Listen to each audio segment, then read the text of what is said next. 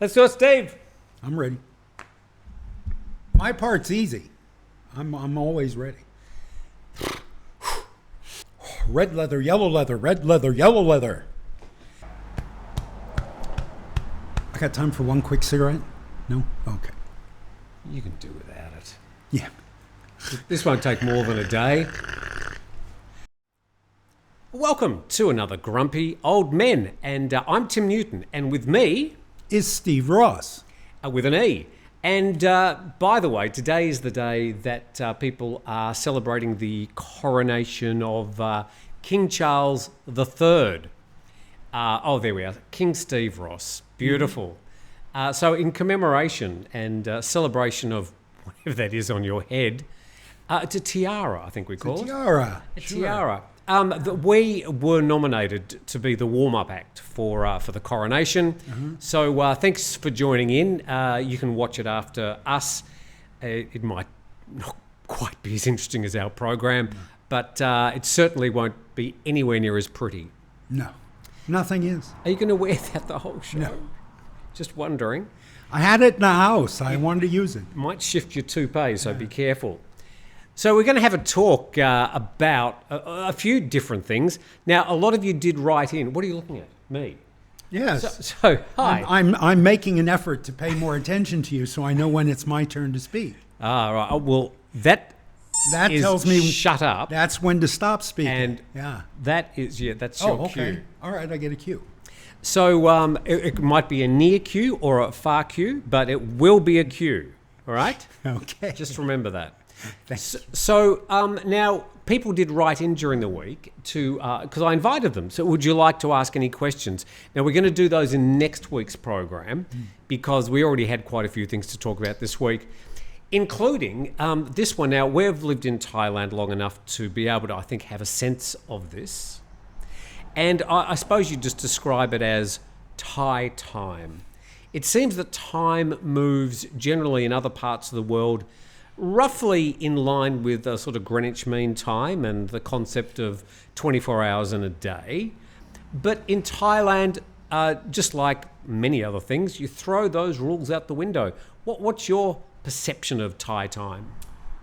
Well, I will mention first that my ex-wife was only ever on time to one thing in her life, and that was our wedding. I thought you were going to say the divorce. Yeah, well, that too. But I think, you know what it is? I think Thai people's relation to time is the same as ours. And I only have experience of Thailand and the United States of America. I haven't experienced time anywhere else. But I think it's a matter of not so much the relationship to time, but the relationship to promises. There are informal promises that are made in this culture that the speaker does not necessarily intend to fulfill. Appointments made that the speaker may or may not intend to fulfill and may or may not show up on time. Well, how often have you said or rung up and said, oh, look, I'd like you to come and change the light bulb, and they go, I'll be there at 4. Right. And so you're there at your door roughly at 4 thinking, well, they'll be here soon. I've got a shirt on and pulled my pants on and like and it comes at 5 o'clock, 6 o'clock. And they don't show. So the next day you call them up and say, look, you're going to come at 4? Oh, yeah, I'll get there at 4 one day or another. Someday. Or maybe 5 or 6. But yeah, I think it has to do with not all promises are weighted the same in Thai society. A lot of times Thai people say something just to make you feel good. They'll say, yeah, you know, I've talked about this before. Middle managers will never tell the boss when something's going wrong in the company. You're paid to be the bearer of good news, not of bad news. So promises are made kind of casually. Yes, I may show up at your house. They don't say may. They say, well, I'll show up at 4, and they may or they may not. And you have to get used to it. It's something I think that if you're going to do business here, or even if you're just going to go to the dentist and your appointment's for 11 o'clock and you've been sitting there until 3 in the afternoon and the dentist still hasn't come out and there's still 2 people ahead of you. You know, and that's just part of living here. Bring a book. You know, whatever you're doing, bring a book. Expect to sit and have to wait. A lot of people, and coming from some Western cultures, that just find that very frustrating. Yes. But it's one of those things you just need to get used to if you're going to be an expat here in Thailand. A lot of people don't get used to it, but they're miserable. Every time they have the cable guy come, or they have, they make a dinner date or whatever it is. The cable guy? Well, when was the last person that had cable TV? Whoever, the chang of whatever discipline for the lights or the plumbing or whatever it is. Cable guy. Yeah, well, what is it? The cable guys. Internet guy. They're the guys that put the cables together on the power lines outside. Right. Boy, they've got enough work to keep them going for a while. And it's something I think that you have to, like spicy food, you have to get used to it, or you just have to be miserable at dinner every night. Well, you can get around that. I don't think I've finding non-spicy food quite as challenging as I do find Thai time from time to time. And I mean, working in the past, I've used different contractors, and if I'm going to be running this hotel, I'll probably have lots of other contractors, and it's just going to be one of those things. But just in relation, like I've sort of been waiting for the lease, and it's been 2 months now, and I know it's going to happen, but I've said to myself, well, if it takes another 2, 3, 4 months, so be it. Yeah. I'll just go with the flow. Yeah. I'm not going to get frustrated. I'm not going to get frustrated. I'll try not to. No. Now, I should note, by the way, and some of the comments that people wrote, one person was complaining that you don't shut up and you don't stop talking about yourself. Yeah. I would like that person, and I'd like it to be known and on the record, that Steve has not spoken about himself once in this program. I'm sure he will. Yeah. How's your eustachian tubes? I'm surprised. Well, this one's plugged up again today. Sorry? This one's plugged up. Does it affect your hearing? No, it affects when I speak. Everything I say sounds thunderously loud in this ear. And still I talk. So, get used to it. Bring a book. This is what I do. For 35 years, this is what I do. I talk about Steve Rosse's experiences in Thailand. Yes, well, you brought it up. In books, on the radio. I had a nightly radio show in Phuket 35 years ago. Yeah, I was the first. Did they have radio in those days? We had tin cans with many strings. Lots of strings. I was the first Farang to ever get a work permit in this country to broadcast outside of Bangkok. Which station was it? FM 89.5. That's where I started work. Yeah, sure. Yeah. As far as I know, it was for a long, long time. Phuket's Live 89.5. Yeah, on the top of Khao Rang Mountain. The studio was on the top of Khao Rang Mountain. Oh, well, no, it moved down to Class Act Media, to their offices. Yeah. That was there when it was a tiny little studio. I think they spent, 100 or 200 baht on the studio. And by the time I'd left, they hadn't spent any more. I painted it one day. I couldn't put up with it anymore. My point is, yes, I've been doing the same thing. My schtick has not changed since 1988. In 5 books, in more than 500 newspaper columns, in a nightly radio show, and now YouTube. But some schmucks are just discovering me on YouTube, and they're going, "Oh, Steve only talks about himself." Yeah, that's the brand. I've been building this brand for 35 years. So either get used to it or go look at something else. Look, by the way, I love you and I appreciate you. I do too. I'm the nice guy. Good cop, bad cop. Yeah, he's the nice guy. He's I should the sane say one. that as we look out the window, usually like the last couple of weeks we've been doing the show, it's been hot as hell. Mm-hmm. But today we've got the nice breeze flowing in and we've got some white fluffy clouds. Mm-hmm. And just before we started the program, one of them dropped a bit of rain in. Mm-hmm.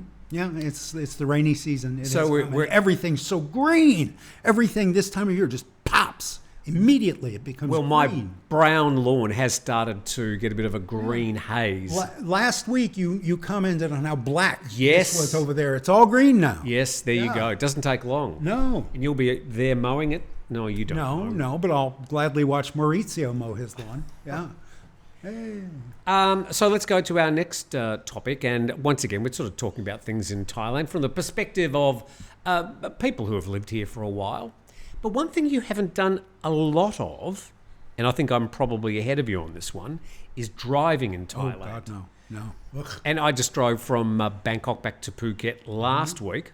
I've done that a few times, by the way, and I enjoy driving in Thailand. But what's your perception of driving in Thailand? I hate it. No, I won't do it. Such that you don't do it. No, I won't drive. I am famous for bumming rides off my friends. They complain about it constantly. I have a motorcycle, and I will drive the motorcycle within Turtle Beach. I'll go grocery shopping or whatever. Where's your motorbike? Oh, it's out there. It's out in front. It's on the porch. Okay. 1938 Harley Davidson. And no, it's a little rented, I don't know, Honda Click or something. Honda Click. And twice I have driven that thing from here to Phuket, all the way to Rosse in Phuket. It's about, I think, maybe 2+ hours on the motorcycle. How's your derriere after that? Hurt like hell. That was when I first got here, and it was the rainy season, and I was driving it in the rain. And I actually have in a very early video on my channel, I have a video essay called "Touring South Thailand by Motorcycle in the Rainy Season," and it's just shot after shot of me parked in bus shelters, waiting out the rain. Just park, waiting out the rain. I've done that before. Because when it rains in Thailand, it doesn't really rain for that long. We usually get these bursts. Very, very rare you'll get like a day of rain. It happens, but very, very rare. I was going to write a novel one day. I've said this for the last 20 years, but I was going to call it Life at 50 kilometres an hour, because that's about as fast as you can go on most of these old sort of step-through motorcycles. Did you drive a motorbike back in the US? No, the only time in my life, when I was on Phuket in the 90s for 7 years, the first 4 of those years I drove various motorcycles. And I was a young man, and it was adventurous, and all the roads on Phuket at that time or most of them were gravel. So you had to have a big dirt bike. And I have pictures of me as a young man on these big, RXZ or whatever dirt bikes.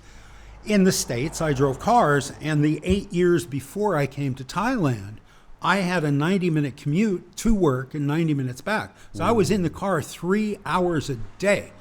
And it is a great joy to me never to have to get into a car and drive on Highway 10 ever again in my life. And no, I just avoid it. I still have my old New Mexico driver's license. I have not bothered to get an international license or a Thai license. Well, you could go and rent a car if you wanted to. Yeah, I have no desire to ever drive a car again. So I can expect a phone call one day. Oh, Tim, I need to go. Yes. So would you take me? Yeah. I'm surprised you haven't received one already. Well, hi, John. John Williams, who has driven me like 50 times to Phuket. Thank you, John. We're still working on this Vietnam thing, by the way. Oh. So there may be a time where you'll be so grumpy. Okay, so that's driving. Okay. I will talk about my experiences of driving in Phuket.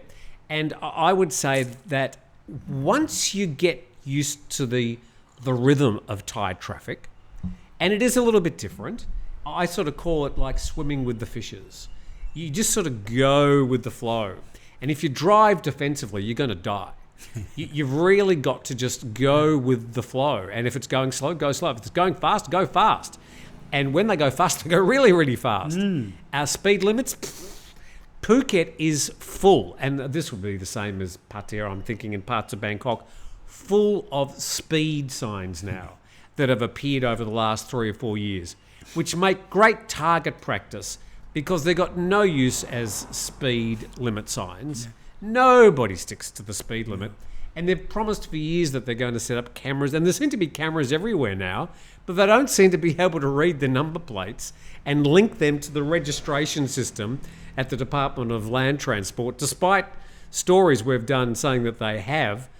I've never. I'm over the speed limit every single day. Yeah, sure. You'd be over the speed limit in your. You'd either be stuck bike. Stationary in traffic, or you're flying along, just about to leave the ground.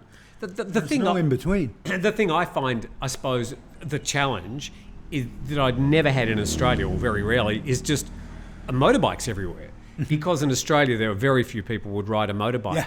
And isn't it funny, the first thing that so many, especially young people, do here, the first thing they do when they come is they go and rent a motorbike. They've never driven a motorbike in their life, And of course, the renters are very happy to let them have it. Oh, where's your passport? We'll photostat that like it matters. And off they go with their motorbike. They never cite their license. They probably don't have a motorbike license in their home country. They definitely don't have a Thai motorbike license, which is required if the insurance is ever going to pay out. Yeah. 35 years ago on Phuket, somebody died every day on a motorcycle. Not a Falang every day, but somebody died every day on a motorcycle. I am sure by now it's 5 or 6 or 10 every single day. And I don't care if I see some young guy, shirtless, high, driving a big rented motorcycle. I know he might go over a cliff. I don't care. That's his choice. He's a young man. He's making a choice. And in America, of course, they call motorcycles donor cycles because that's where all the donor organs come from. Crash victims with head injury, but young, healthy bodies. What frightens me and what pisses me off and what makes me want to come up behind somebody and smack them in the head. Farang with children on motorcycles. Oh, yes. Don't think putting a helmet on your 3-year-old or your 5-year-old or your 10-year-old is going to save him. It's not. Or even worse, you get the, especially Thai families, is they'll put a helmet on occasionally, but not on the kid, which is sitting in front or standing in front sometimes. Now, Thais do it. They grow up doing it. They do it their whole lives. They don't have a choice. Nobody in their family's ever owned an enclosed vehicle. They've been on motorcycles their whole lives. If they could drive a car or a pickup truck and keep their children safer, they would do it. If you're here on holiday, you're making a conscious, selfish decision to put your child on a motorcycle, and I hate it. I think you're stupid. I don't wish injury on you or your child, but that's a stupid, stupid thing to do. Yeah, and look, if you are going to rent a... Thank you. If you are... oh, got that. I'm your fluids... Ugh. You wish. So, I'm sidetracked slightly now. So, what was I going to talk about? You've done it again. I don't know. Sorry, dude. You stopped my train of thought. Let me say again how stupid you are if you put a child on a motorcycle. Okay. Since we've paused. But make sure you get a license, a motorbike license in your own country. Get it a Thai license. Look, I mean, it's probably not practical if you're here for 2 weeks. And in that case, just don't rent a motorbike. Yeah. Because every week I'm seeing on Facebook and people write an email to me, oh, I'm in hospital, I can't pay the bills, the insurance companies refuse to pay out. Hello, don't blame the insurance company, they're just doing their job. You were stupid enough to get on a motorcycle that you were ill-prepared to ride, that you have probably never ridden before in your life. You didn't wear a shirt, and you got a whole lot of scratches down one side. Well, you know, why am I not surprised? And there's no maintenance put into these rented machines. Rental motorcycles get looked at by a mechanic when something breaks. If the brakes are about to go, nobody knows. If a tire's about to blow, nobody knows. These machines are rented and abused by hundreds and hundreds of people before you, just like the women in the bars. And you can't trust either one. Now, that's an analogy I'd never thought of. Okay. Rented and abused by hundreds of tourists before you, man. What do you think? What effect do you think that has on a motorcycle or a human being? Just moving on from that, in defense of the motorbikes anyway, I can't speak for the others, I was going to say that the motorbikes are fairly well indestructible. They will last the nuclear holocaust. That's what they're counting on, but every now and then, they're a machine like any other. Every now and then, they'll seize up, the chain will break, a tire will blow. And all that will be left after the nuclear bomb goes off is a few cockroaches and Honda iClicks and Honda Waves. Yeah. The Honda Waves were bought in the 80s and the 90s. They're still going. They've never had the oil changed. They just put in cooking oil to keep the damn things going. They keep on. They're indestructible. Yeah. 2 strokes. Yeah. So let's have a talk. Somebody suggested when I invited people to comment, I asked them.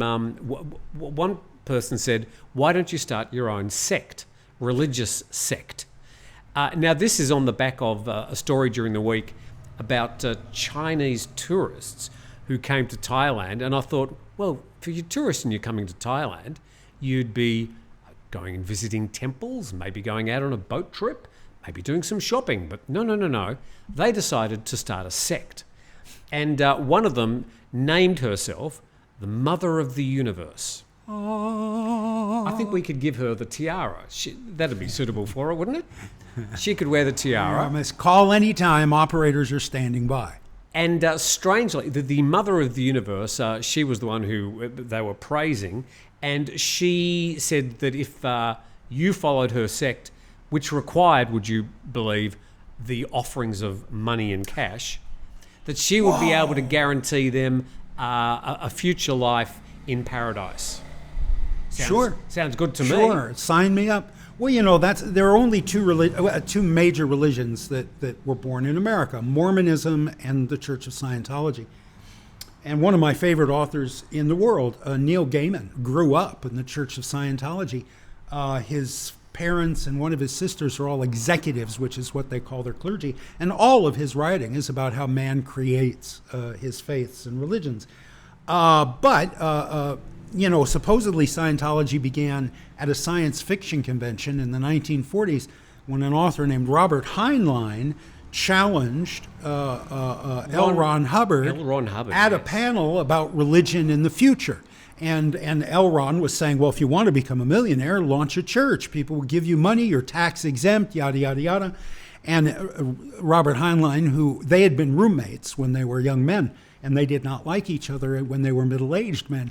And Heinlein said, yeah, well, if it's so easy, why don't you do it, Ron?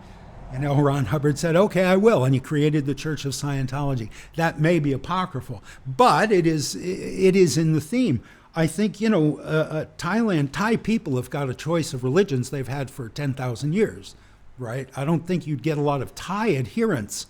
But people who are looking for some kind of faith life, you could probably reel them in and soak them and live very well. You've got the gift of gab. You've got that sonorous radio voice. You could talk a lot of people into doing a lot of things. Well, Steve, this is the problem we're going to have, because if we're going to start a sect, who's going to wear the tiara? Would you think so? Yeah. No, I'm very happy to be second banana, dude. We don't have to fight about it. Well, this is your world. I'm just a character in it. I'm very happy to be the bishop. You can be the pope. Yeah. Well, the Church of quack, quack, quack, quack, quack, quack. The Church of the Yellow. The Church of the Yellow Duckism. CYD. Be funny if it spelt something naughty. What are going to be our major tenets? What are going to be the tenets of our religion we're going to start? The Church of the Grumpy Old Men. You know what? Actually, now that you brought it up, a man named Oliver Benjamin created a thing called the Church of Dudeism here in Thailand, in Chiang Mai. And it's based on that movie, The Big Lebowski. And it's huge. They do weddings. They do thousands of weddings in the United States. And I believe, Oliver can chime in and tell me if I'm wrong. I'm sure he watches. But I think he's done very well off this thing. And he and a buddy sitting in a guest house, our younger viewers may not remember or know. It used to be in Southeast Asia. It was movie time in Kathmandu. Thank you, Tico Pyre. Anyway, they used to show movies, right? That's what there was to do after dark, and nobody had a phone. And they were watching The Big Lebowski. And Oliver said, we could make a church and run with it. And they did. Now, I think they're fairly wealthy. The Church of Dudeism. The Church of Dudeism. So it's been done. We just need a catchy name and a movie to support us. I don't sort of really see myself in all those robes and... No, I think these vestments are fine. Will be appropriate? Yeah. The priesthood hasn't had a good run, though, lately. They've got a lot of bad PR. Yeah, well... Mostly, I'm sorry to say, on the Catholic side of the register. Yeah, and I, as much, that particular brand. Bless the Buddha. I think requiring men to be celibate for any reason, for any occupation. It's going to be hard. It's going to make, exactly. It's going to be hard. You're going to twist a man all out of shape. You require him to give up sex. And after, 10 years, 15 years without it, he's going to start to misbehave, I think. Now, my son is a very religious man. I respect my son. I admire a life of faith. I admire that kind of commitment and conviction. But no, I don't trust men who are celibate. He's in America? Yes. Yeah. And he follows one of the Christian brands? One of them, yes. I'm not sure which one, but yes, he is a very devout Christian. Okay. Well, I was brought up in the Christian tradition. My mother was religious. which particular... Which party? Which party? Baha. I'm going to bet on Baha. There's going to be a... For Bussy. The 14th of May is the election in Thailand, and there's just no end of electioneering at the moment. None of it which bothers us. No. But my mother used to have the minister around for tea on Sunday mornings after the service, and he was polite enough to come along occasionally. Yeah. And my father was like me and thought it was a whole lot of nonsense. Used to say it's far too much standing up and sitting down. And he was about right, I think. Very practical man. We used to do the right thing by our mother. We used to go, well, when I was younger, I didn't have a choice. But when I did have a choice, after I was about 6, we used to go on Christmas and Easter twice a year. That was as far as we could push it, just to keep Mum happy. Yeah. You know, I have said before, I am superstitious as hell. I wear lucky medallions. I wear every icon I pass, but I'm not religious at all. Yeah. The two don't sort of go together. Well, superstition is different than religion, I think. Now, it may be that it was superstition or religion that encouraged the Royal Thai Army and other members of organisations in Thailand to buy essentially a black plastic box with a car antenna sticking out of it that they were told was able to detect, it could be a bomb detector, and as an added bonus, but wait, there's more, it also detects drugs. And apparently anything you wanted to. Kick the table. Yeah, sorry. And it was called the GT200. And the Royal Thai Army, I'm sure they're a fine organisation. Mm-hmm. They not only bought, I think, some 800 of these units around Thailand, but before they bought them, they thought, maybe we should test them first. And after testing this completely empty black plastic box with an antenna out the front, they went and bought, I can't remember how much they spent on it. You watch Tim Newton. It was in the thousands of dollars, I think. 5 figures easily. Each per unit. Per unit. Cost £22,000. There you go. And it's literally... And they bought hundreds. You could open it up and there was a couple of like IC chips and bits of wire, but nothing that would do any more than like open a door. And these things were nothing but elaborate divining rods, which of course do nothing. Yeah.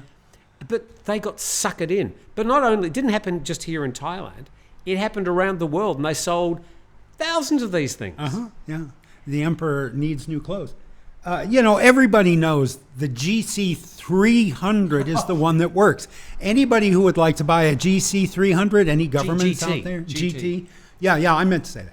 Anybody who wants to buy some of those, contact Steve Rosse on Turtle Beach Bar. And I can whip together the best prop mine detector you could imagine in a heartbeat. You know, these stories when these be an action figure with a antenna sticking out. Well, that's, you know, I've got plenty of empty black toolboxes here that I could stick an antenna on the front and a couple big red buttons glued on the side. You know, what I think about is Thailand, aren't we still waiting for engines for our submarines? Yes. Yeah. Yes. I mean, it's the same organization. It's the same Karachikan, the same bureaucrats buying jet aircraft and tanks and submarines with the same kind of lax, you know, I'm sure someone did try to test those boxes. That's the amazing thing. And he couldn't make them work. But rather than say, I couldn't figure out how to make this thing work, he said, no, they're fine, they're good, they're okay. He went check. Well, that reminds me got out of it as quickly as he could. It reminds me of that was me that time, of an Irish taxi... An Irish taxi driver in Melbourne one day was driving me to the airport. This is a true story. Okay, I'm listening. And we'd come to the traffic lights, and I was just sort of sitting in the back. I didn't have a phone in those days. I was just enjoying the view. Sure. And he'd lean out the window, and it looked like a car garage opener. Just a black plastic box with a single button on it. And he'd reach out and go... And after about 3 or 4 traffic lights, I'd say, just interested, sir... why you are reaching out every time we come up to a traffic light with this button thing and pressing the buttons. He says, well, it changes the lights from red to green. I said, does it work? And he said, oh, sometimes. Yeah. A stopped clock is twice a day. Yeah, sure. Sometimes it works. Sure. So he just obviously just kept on doing it. Yeah, sure. I think our sector's going to do well. I do too. So do you prefer, should we sell fake detecting equipment or a fake religion? Well, I think we could make it a requirement that if you want to join our sect, if you want to be part of the flock, that why are they always sheep, by the way? Anyway, if you want to be part of the flock, that you do have to buy a GT 300 because it will be very useful. What it does is when you walk around with it, it helps detect non-believers, so you can go and express the proselytize. You can go and bring them to the Church of Steve. Yeah, especially if they're young and attractive. Yes, those are the acolytes we need. Well, including women. L. Ron Hubbard, he lived on a yacht 3 miles off the coast of California to avoid paying taxes. And he saw how great it was to be a church and not pay taxes. He was a hack science fiction novelist, and he still had to pay taxes on his trashy paperback books. And he didn't want to do that. So he went and lived on a boat 3 miles offshore. And supposedly he had a boatload of young women, some of them not 18, in mini skirts and white go-go boots. And that's who served him. Those were his nuns, his acolytes on his ship. I was never invited. I was a child at that time. But yeah, that's again, celibacy is not healthy for men. By the way, your body language is appalling. Your back is turned to me. Oh, shit, sorry. You're facing away from me. Yeah. It's very negative. I'm feeling very negative vibes. I'm sorry. I was just about to write to Paul Wallace. You are turning away from the light. Sorry, dude. Yeah, the reflection. It's really blinding, dude. No, I have a friend named Paul Wallace who was interviewed on YouTube. It dropped today. And I was watching that, and I was going to comment, Paul, why are you turning your back to the camera and to the interviewer? Face the camera and the interviewer. And here I am doing exactly the same thing. No, I'm very offended. So, Paul, I'm not going to write that comment on your interview, but a nice interview, dude. So, look, as we come to the end of today's Grumpy Old Men... What? Yes. That's 30 minutes. Sure. Oh, I think it's a lot more than 30 minutes. People say, why don't you do it for an hour? Yeah. Well, I don't know if I really could spend that amount of time with Steve. Well, really in one go. That's a perfectly understandable reason. And Steve does need to go and have a little bit of a quick fag. I see. I'm going to get demonetized for using that word again. Well, you just might. Yeah. Dear, oh dear. But it's not on me this time. Is a slang word for a cigarette. If you're watching Mr. YouTube, but as we speak, as the lead-in show for the Coronation event. Oh. Both it's good to be the king. Camilla, the Queen Consort, apparently that's her real name, and King Charles III, they're getting their hair and makeup done at the moment in readiness for the event. And even His Majesty the King and the Queen of Thailand are there at the event. So fun had by all. Or can we get it just up there? And today, I think, there's a function for the King of Thailand's coronation today. What's coronation? No, that was last Thursday. Yeah, but there's still boom, boom, boom, boom things. It's a long weekend. Yeah. Oh, that's it. It's a long weekend. Yes. Right. Yeah. So that's why everybody's in Phuket this weekend. I did notice that the numbers in Phuket were starting to dive after Songkran, but they magically come back up and the roads are just horrendous again. I was thinking, we're going to get a bit of quiet, but no, they keep on coming. That's all we've got time for. All right, be that way. Thank you for taking the trouble to... Oh dear, it's plastic. I thought it was real. I thought these were rubies and emeralds, but they're not. I got a religion, a new religion you might be interested in, Tim. Yeah. Indeed. Do you feel alone in the world? Do you feel afraid of death? We can help you. Send $10 right now for our booklet.